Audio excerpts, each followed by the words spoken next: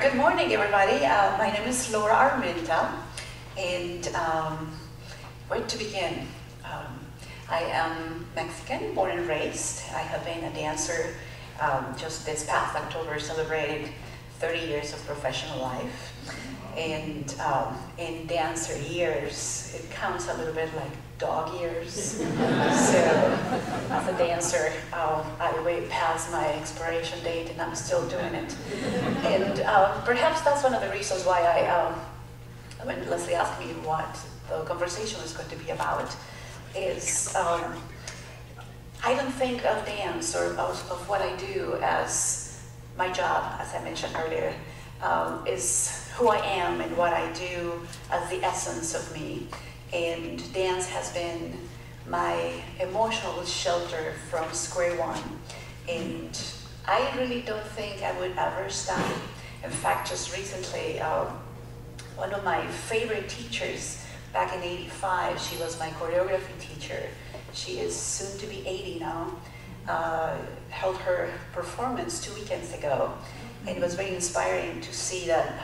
Sometimes I talk to myself and I hesitate thinking, am I doing the right thing? Should I just get off the stage now?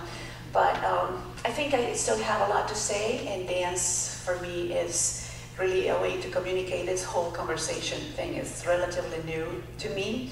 I have chosen to be a dancer because verbally it's just not a way to communicate for me, never felt comfortable, and especially being in a country where I had to adventure into a different language. It's a double challenge, but I think I'm going okay. And so, yeah, overcoming challenges. Without getting into too many details, I think the happiness or the joy of what dance has done for me is mainly discovering who I am and the things that I can do. Some of the challenges that I faced at a very early age was that I have a very dysfunctional family, if that could be a family. And with having really no support for the things that I wanted to do, dance became my structure and became my discipline, and learned that I had some little inner power that would guide me to a better direction, because I could have gone in many other wrong places. And my teachers became my parents in a way, a guide that I didn't have at home. And so I discovered dance when I was 12 and professionally since I was 15. So I have been surviving, making a living with my craft since '85. Yay me. Later on, I discovered many other disciplines. I also practice yoga. I'm a holistic practitioner as well. I do yoga therapy. I got into all of these witchy-crafty things that normally a dancer would not get into. Being a ballerina initially, we could or have the tendency to be somewhat aloof and pretend that we know everything and be a little divas. So in '91, I was very lucky, and I can say now very lucky, that had an event that changed my life forever, and it went from here to a big flip. And what happened is that within my dance company, we were going on tour, and I was an apprentice, and we were 5 of us fighting for one place to go on tour.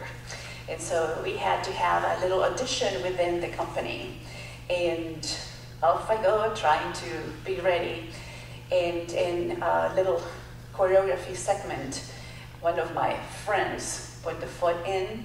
Kind of like what you see in the movies happened. And so I fell with my knee going in. And long story short, ligaments were messed up, but I had the wrong treatment with a doctor that was supposed to be a specialist for dancers.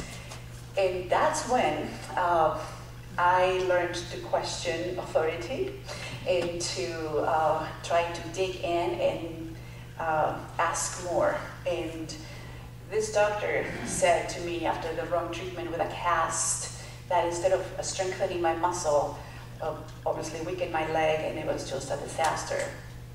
he gave me some strengthening exercises afterwards with a cortisone shot that crystallized inside my joint, and I had no feeling. So whatever was left of my ligament, out of the 4, I had like 1 left. And if I was walking forward and turned, my shin would go straight and I would go this way, but I couldn't feel a thing. So I go back to the same doctor and he tells me, just very calmly, like if I say, hey, today is Sunday, he said, well, we're gonna have to put metal pins on your leg. It's going to limit the range of motion. There is no full extension. As of today, you have to forget about running, jumping, definitely no dancing. Thank you, next, goodbye. And I'm devastated, and I'm dying, because I'm 21. My life went from here to nothing in 1 second. And he basically, that's what he said. Okay, thank you. Let's just go outside and schedule your surgery, and we're done. And I'm like, how can you tell me that I'm done? You know, this is my life. I'm a dancer, and the company was paying me a salary. I had a fancy apartment. I was the diva. I was like way up here, and my life went boom, done. It was a very interesting transition to understand that all of the people that you know, not all of them are really your friends. And of course, not having money coming in, I couldn't pay for that apartment. And therapy was on my pocket, blah, blah, blah. And so actually I took 8 doctor visits out of my own pocket to find a doctor that I could trust. And it was very interesting that each one of those doctors actually said all kinds of things that were wrong with me, from my shoulder, my hip, all kinds of things. And I was like, I just needed to fix my knee. That's it. But so eventually I found a doctor that until now are very good friends. And I had an open surgery at the time in '91. They didn't have arthroscopy. And so anyway, so what happened is that this doctor said to me, the day that you come back to dance on stage, that's my payment. We will work together, and whatever it takes, you will be fixed. And that was the one thing that I thought, okay, that is hope, that is, you know, a whole new life coming in. And it was an intense transformation, very radical. And so, indeed, it was kind of like me choosing, I can give up now, and maybe get married, have children, go study something where I'm going to be sitting down and be miserable for the rest of my life, or pursue what moves me.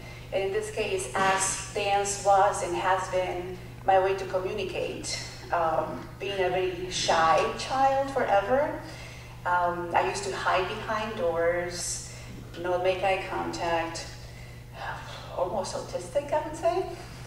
Probably not, but that's how I remember it. I really think that if I was not dancing, like today, they asked me if I wanted the podium. I was like, no, I need to keep moving, because that's what I do. And so, yeah, I just thought, I cannot give up on me. I cannot give up on what makes me happy and fulfills me, and that was bigger than me. So my surgery was in June, and by February of the following year, I was back on stage. And that was what added a lot of beautiful things to my life that made me who I am today, because when the insurance refused to continue paying for treatment, and the executive director of the company said, thank you, goodbye, we're done, we don't even know if you're going to be, you know, ready to dance again, so we're done with you. One of the nurses said, well, my aunt does yoga. Why don't you check it out? A lot of the things that we do in therapy here are very similar to that thing. And I was like, I'm a dancer. Me doing yoga? Like, what are you talking about? And so I guess I just said, okay, fine. So I actually entered the world of yoga on a wheelchair in a cast, a brace onto here, that I had to have my leg in this position for about 3 months. And I learned the art of meditation and pranayama, breathing, because my initial practice of yoga, I couldn't physically move.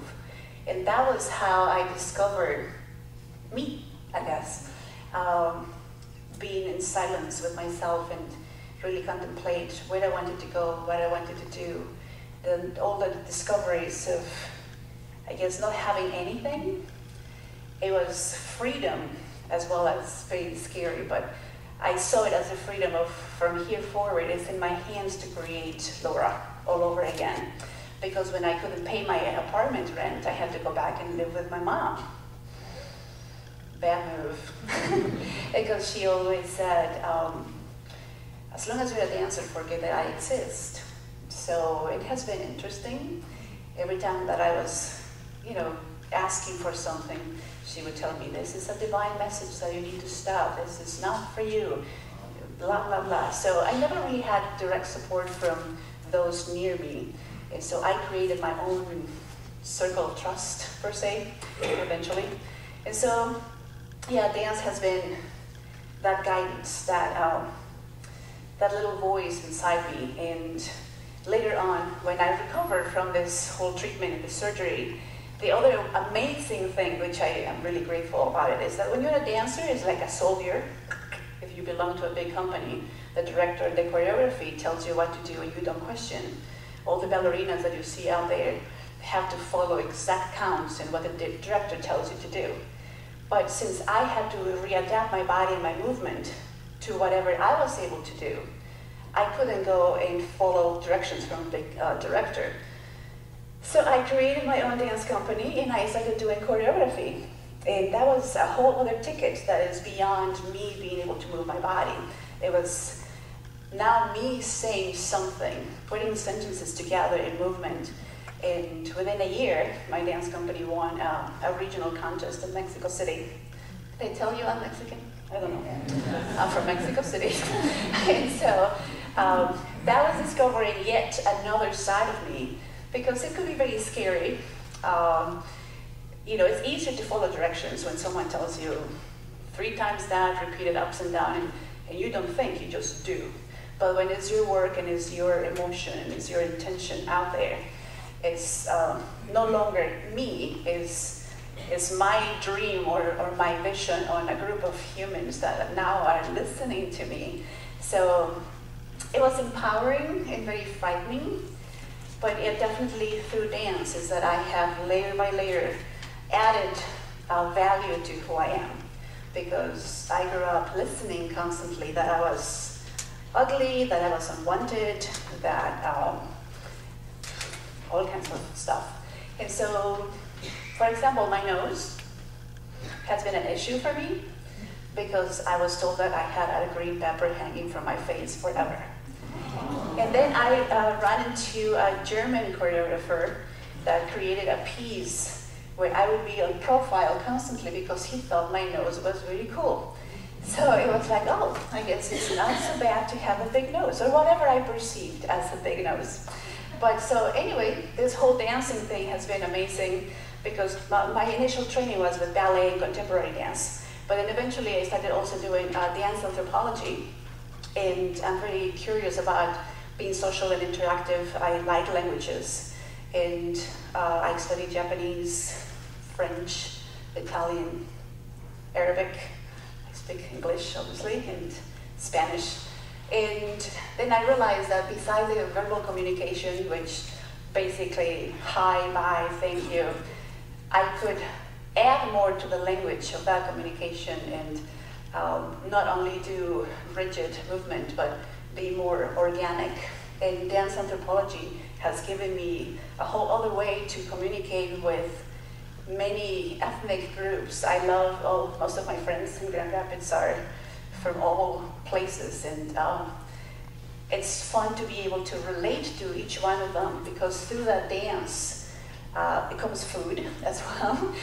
Usually all those ethnic gatherings have fabulous food, but it's really exciting that I'm able to say, oh, you are from Thailand, yeah, I have done this, or you are from Egypt, totally I can do that, and being able to speak that language where people feel welcome when you tell them, hey, I know this or I know that.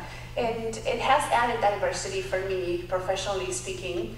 In my dance company, I, as a director, focus on contemporary themes, but technically speaking, I add a lot of elements from ethnic dance.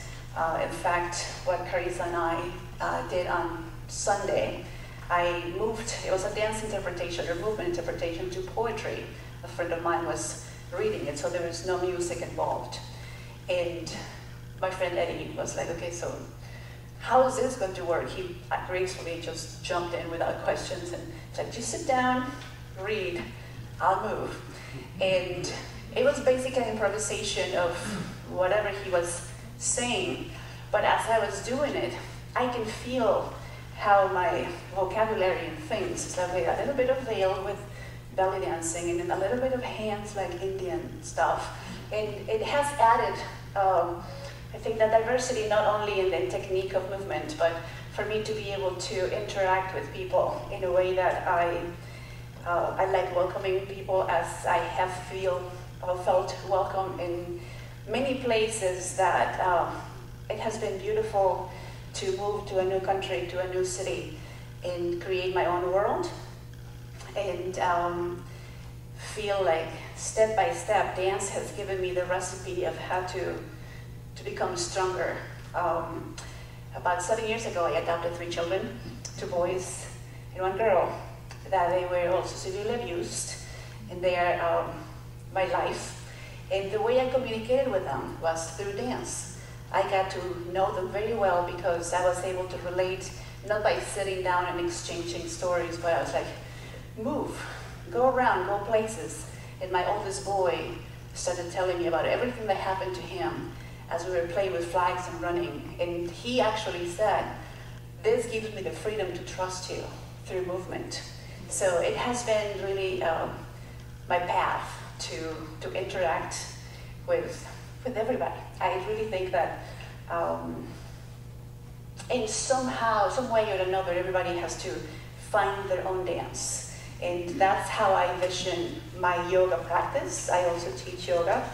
And I don't see it as detaching things. I don't see it as, oh, today is just dance, today is just yoga. I think yoga is the dance of life, on how we find ourselves into our own transformation. Like, I can see myself being now physically stronger now than I was in my 20s. I'm 46. But I really feel, I would say I feel very powerful. And this is a very new thing to me, having a lot of issues with self-esteem for a long time. To be able to say that I love myself or that I feel grounded is a huge deal. It has been a 30-year evolution that my yoga practice combined with dance has given to me, and be able to appreciate my downs, a lot of downs, so that I can value the sparks of those up moments, like this one, at this very moment. I have been part of the C3 community on and off for probably 10 years with dear Ian, which I miss a lot. And being back in here and have the opportunity to share this with you is beyond something I can explain. And at the same time makes me a little bit sad to think that all of those behind in Mexico that never supported me, that never believed in me, are missing a lot. I think. What else can I share? Anybody has a question? Raise your hand, be brave. The fast 5 seconds left. Yes? How old are your children? 11, 13, and 15. Yes. They were 4, 6, and 8 when I met them. We'll have time for questions and talk. Okay. So if you'd like to show us some movements, or Oh, goodness. share while we used to dance. Ooh. We would love it. Really? Sure. Maybe I'll move down here and dance. So that... Oh, one quick thing that you must know. Are you into social media, hashtagging? I recently became very into social media queen. And if you get the hashtag barefoot queen, that's me. Basically, I use shoes to go from car to building, and being at my dance studio or whatever I have to perform. I do not dance anything that is with shoes. So everything that I do every day, whether it's yoga, African dance, Western, Indian, or contemporary, is barefoot. My feet don't like shoes. I don't like shoes. I hate shoes. So thank you so much.